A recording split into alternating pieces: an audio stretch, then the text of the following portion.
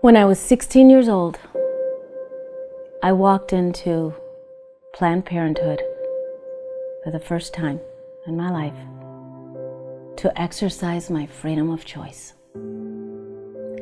And I believed with everything that I had in my being that it was a legal procedure and it was my right. 4 years later, at the age of 20, on my 5th abortion, I realized for the very first time that my freedom of choice meant 5 children gone forever.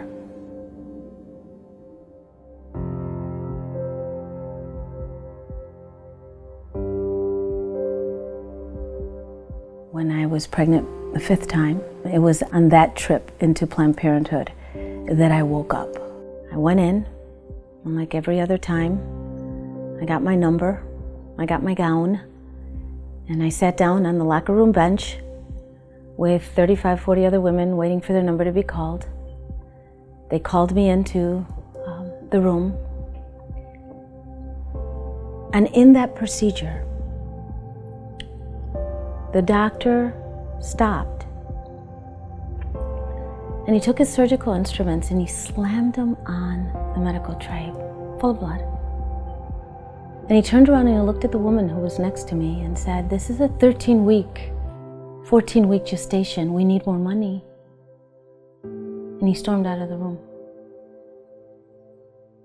And he did that because I was screaming so hard because the pain was so excruciating that I truly believed that I was going to die. I thought he was pulling out my entire insides. The burning was unbelievable.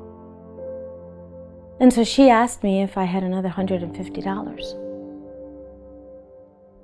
When I told her my boyfriend was in the waiting area and he probably had the money, and they retrieved the money, he came back and he completed the procedure. I left, and 3 days later ended up in the emergency room, where they actually, for the first time,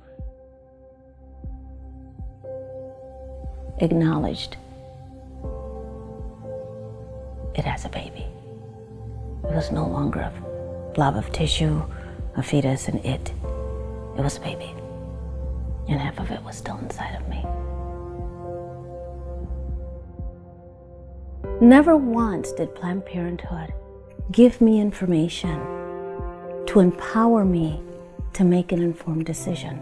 When they were giving me that abortion and I was in that recovery room and they were throwing 30 days of an antibiotic, the strongest antibiotic they could give me, and they were putting me on the lowest dose of the pill, never once did they tell me that one would cancel out the other and that I had to use another form of protection. And they didn't, because I wasn't a patient for them.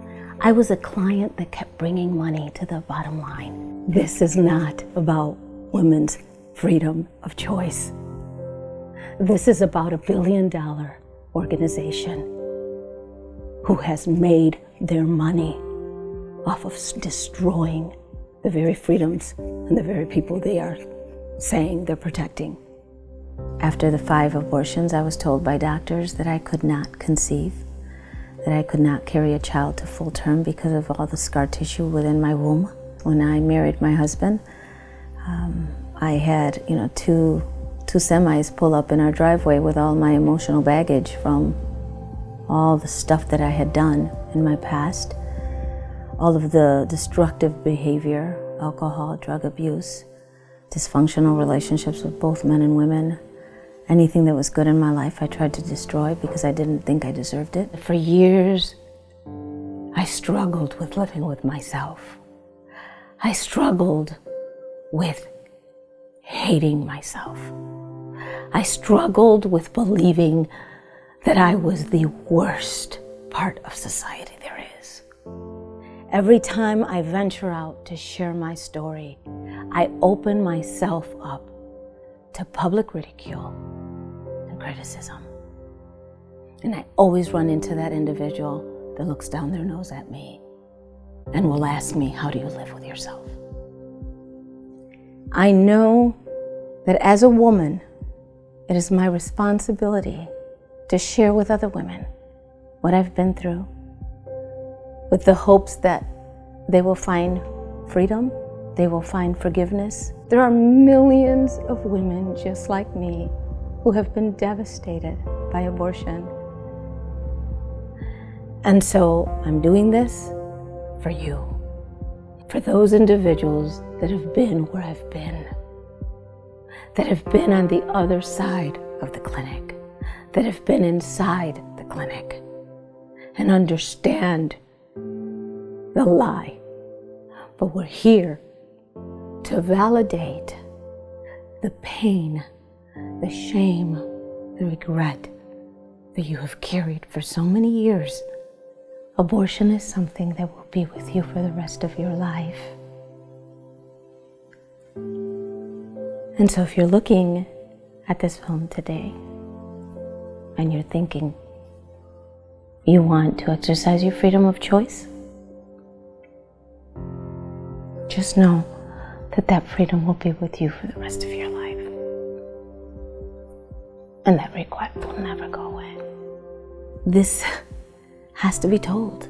The truth of abortion has to be told. And it needs to be addressed through the eyes of women. Women like myself.